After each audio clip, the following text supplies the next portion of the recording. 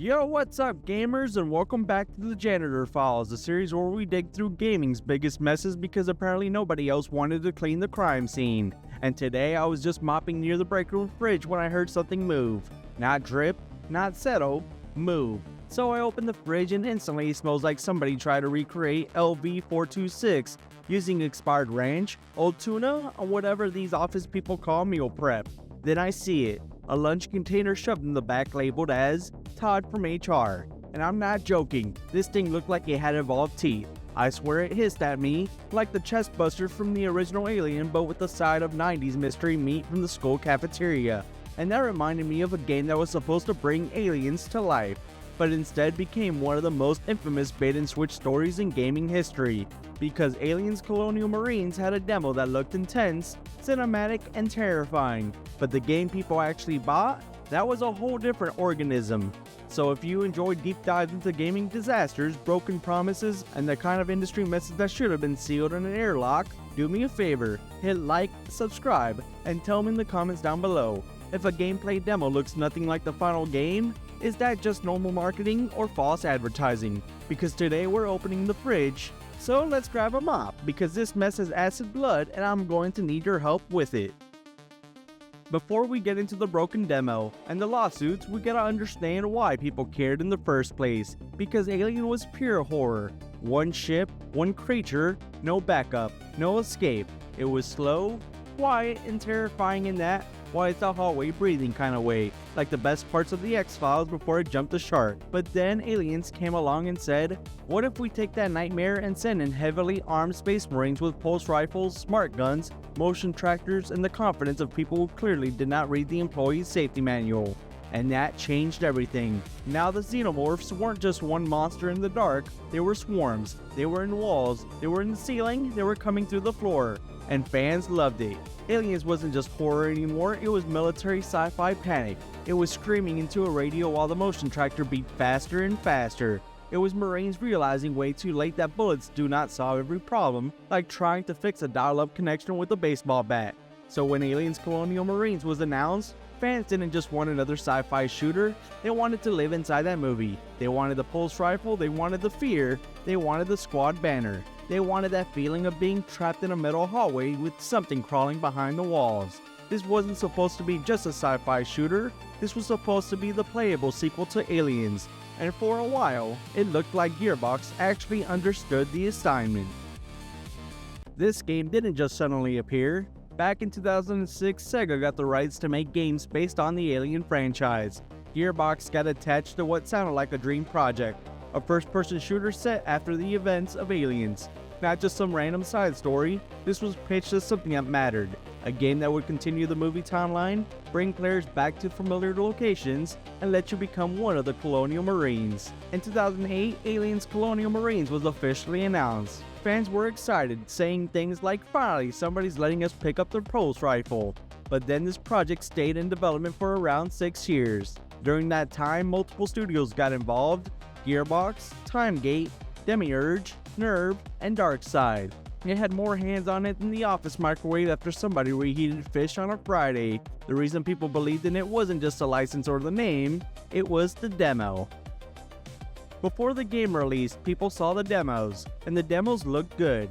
Dark hallways, flashing emergency lights, fog rolling through rooms, shadows crawling across the walls, motion tracker beeping like it was trying to raise your blood pressure. The xenomorphs didn't look like random enemies. They stalked, they climbed, they used vents, they moved like predators. The environments also looked right. The whole thing felt like somebody had taken the movie and put it into a game engine. This wasn't being presented like some vague concept trailer. According to lawsuit filings, Randy Pitchford and Gearbox promoted the demos as showing what the game actually looked like and as actual gameplay.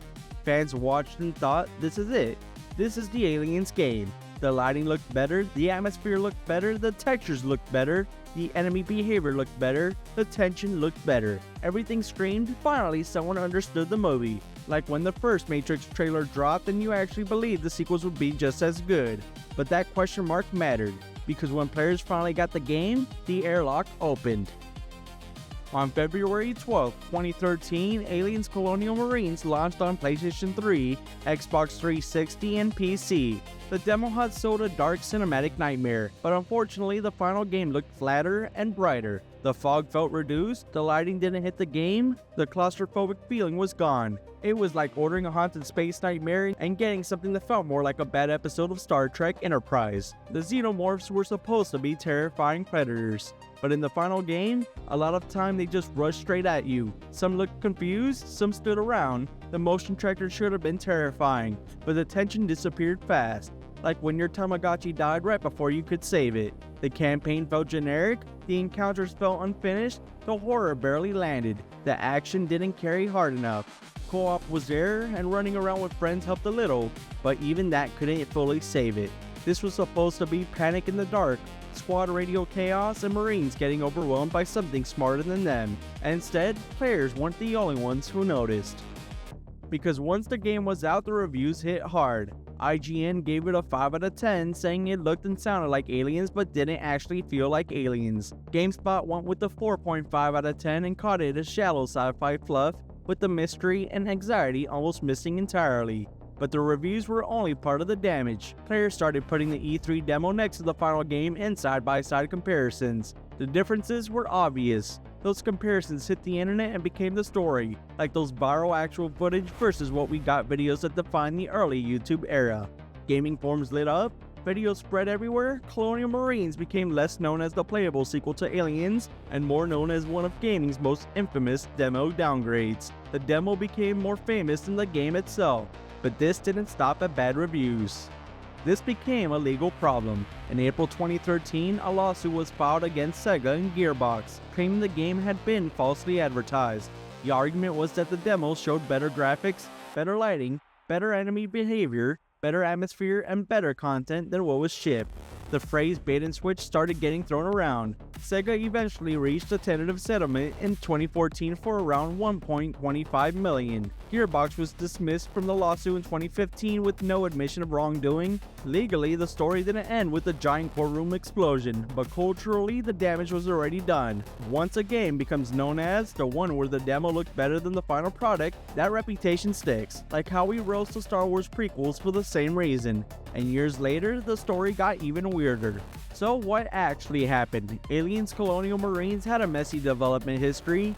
Gearbox was attached to the project, but during the same period they were also heavily focused on Borderlands and Borderlands 2, like trying to juggle two epic quests while your boss keeps adding side quests. Other studios were brought in to help, like TimeGate, who handled a large chunk of the campaign, along with Demiurge, Nerve, and Darkseid. The project got passed around between studios like a bad office Secret Santa gift. When too many teams work on the same game without a crystal clear vision, different ideas get stitched together.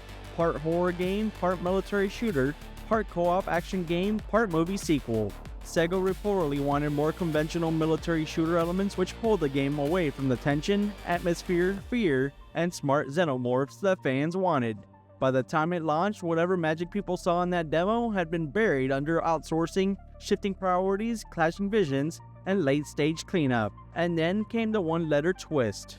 Years later, modders found something ridiculous inside one of the game's config files, a typo.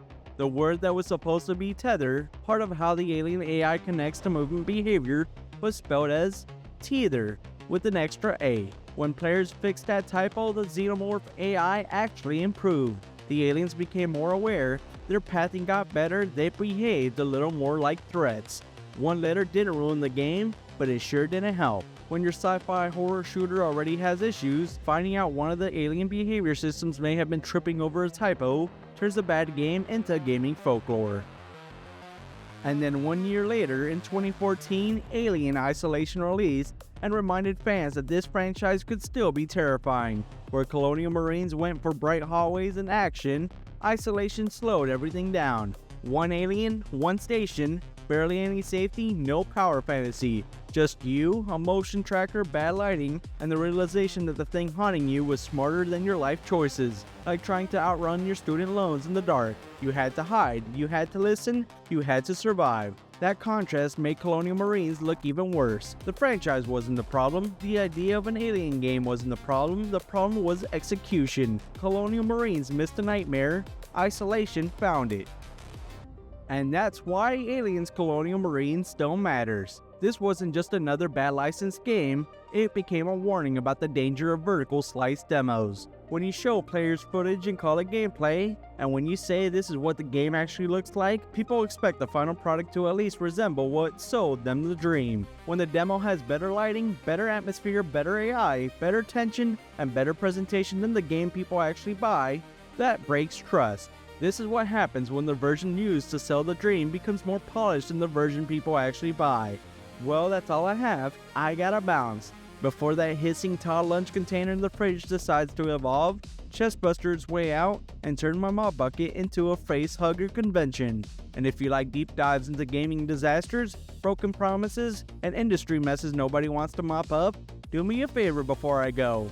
Hit like, subscribe, and stick around for the next episode of the Janitor Files. So now I gotta ask, if a gameplay demo looks nothing like the final game, is that just normal marketing, or should it count as false advertising? Drop your take in the comments down below. This is Scruffy the Janitor signing off. Peace out.